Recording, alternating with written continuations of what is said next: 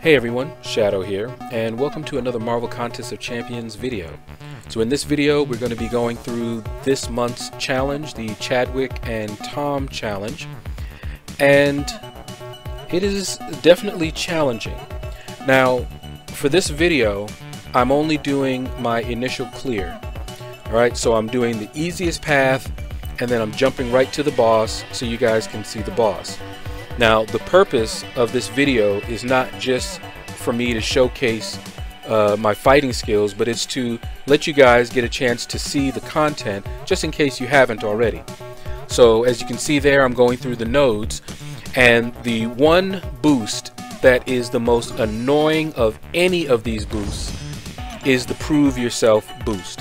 So, what that boost does is it basically makes them immune to all damage under 15 hit combo. Okay, so I chose Medusa here, and you'll see she's not doing any damage. You know, his AI is getting rebooted just fine, but until she gets to a 15 hit combo, there is no damage being done. Okay, so now she's past the 15 hit combo, she's going to start doing damage. Now at this point, it's a pretty simple and straightforward fight. However, if you lose your combo, they will go back to being invulnerable, and you will have to get that combo all over again before you can do damage to them. It's a very annoying boost. Not hard, just annoying. It makes the fight longer. Alright, these fights, as far as the champions go, they're very easy champions to fight.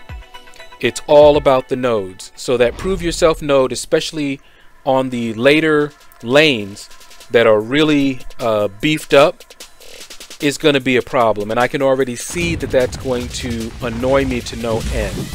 I watched Dorky Diggity Dave use I don't know how many different items getting through it all, but he did go through it all at once. I don't intend to do that. I may try doing one lane per day. Yes, it'll take me more energy, but it'll also save my units. I'm not really interested in speed running through this. I'm not trying to go for any kind of a Legends title or anything like that. I just want to get through this content with the least amount of units spent. And I can see that the block damage was crazy in the later paths, and I'm not looking forward to that.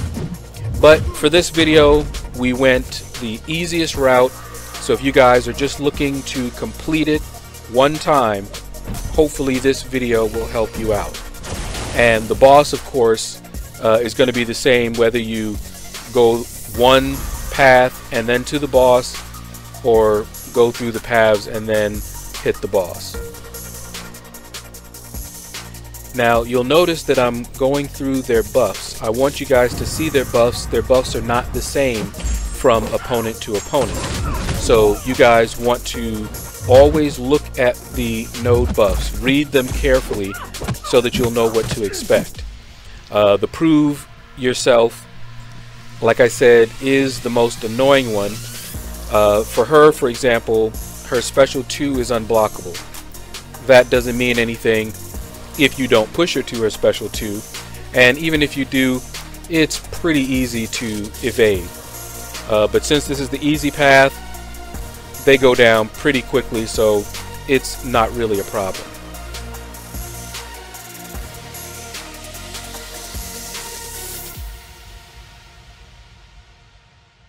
So next up is Star-Lord, and again I will show you his buffs in a minute here. Always read the buffs. Okay, so you got the Prove Yourself, but he has a power gain and strike back and limber.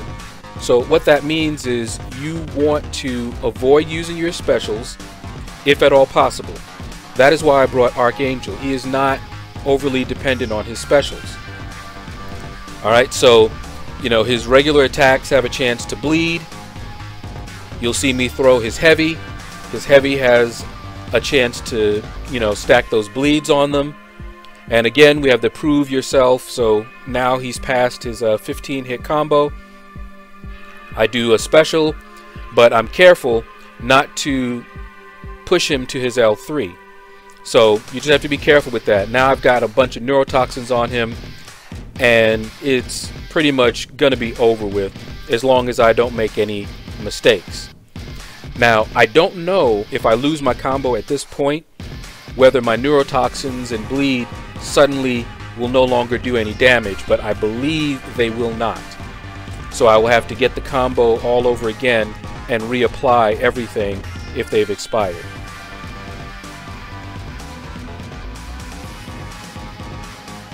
Alright, so next up is a fight against Groot. And I warn you guys right now, it is an ugly fight. I had all kinds of problems. Alright, now normally I don't have any problem fighting Groot, especially when I have Voodoo against him. It's usually pretty simple. You go in, you wait for him to get all those buffs on him, and you fire off your L1, and he is toast. So I'm fighting him, and I'm working my way up to that L1 like I normally do. And I'm thinking, okay, I'm about to melt him. There's his buffs. I baited out his L1. I go in, get my L1, fire it off, converts all the neurotoxin, converts all of the buffs, and there is no damage being done. I had forgotten about the prove yourself buff. I was so upset with myself. So at this point, I'm just trying to bait it out, and I know that I want to wait until he gets those boosts again. Okay, so now he's got those buffs up, and I want to bait it out because I don't want to have any problems. Okay, bait out his L1, and then I fire off the L3. And from this point, what I'm going to do is try to get that L1 when he has all of those buffs active. Okay, so I don't fire it off right now because he doesn't have all those buffs just yet. Alright, so I'm basically playing keep away with him. I'm almost to my L2, and I'm like, okay, well, finally I may as well fire the L2 off so that I can get back to the L1. And so I'm just basically waiting for those buffs. And look at what happens. Don't ask me what happened there, guys. All of a sudden, it just switched right on out. And I'm like, really? But I just said, okay, I'm just going to fire it off. Not going to wait for the buffs. And I don't know what happened there, but he didn't punish me. I'm happy. There go the buffs that I was waiting for. You saw me whiff, and guys, I don't even know how I went through this fight. Okay, but I managed to get the poisons on him, and so now he's just ticking away. And I'm still sitting here shaking my head because things just did not seem to go very well for me, but yet they did. I don't know, I don't understand it. Lucky, glitchy, I don't know. But as you can see, Groot is going down. Alright, so that is the last opponent before we come to Thanos. And at this point, I needed a little break. So I shut the game off, force closed it, closed the phone because it was getting pretty hot, and rested myself for just a few minutes. Then I came back in, I stopped the recording, and you'll notice that the game sound came back. That's because it is a new recording. So the old recording with the messed up sound towards the end, that got saved, and now I started a new one. Alright, so you can see Thanos' buffs. Now, I actually have a lot of fun fighting Thanos. If you guys have completed the acts, you will remember him. I believe he was back in Act 3, I think. Don't quote me on that. But I used to go back there and test out different champions, 3 stars, 4 stars, and I would just fight him because there's a particular path that still gave good points for completion. And I would go through repeatedly enjoying my fight against him all the time. So I know his animations very well. I know how to fight him. He's a beefed up one, and as you can see, he's stun immune. However, he has a power gain, and that helps a lot because you can push him to his special 1 or special 2 with just a 5-hit combo. Alright, so as you can see, his special 1 is unblockable, but that shouldn't be a problem because you shouldn't be getting hit by his special 1. It's very easy to evade, as you can see. Alright, so I went in here with Voodoo. Now, let me explain my strategy for fighting Thanos and for fighting pretty much any bosses at the end of acts or challenges or anything like that. I will choose a champion that I think is going to be able to take him down pretty well. And I will save that champion for last. And I will go through all of my other champions. Whether they have a little bit of health, a lot of health, doesn't matter. I will go through them all and see if I can't do a little bit more damage each time, because that'll make it easier for me later. Okay, so I saved the best for last.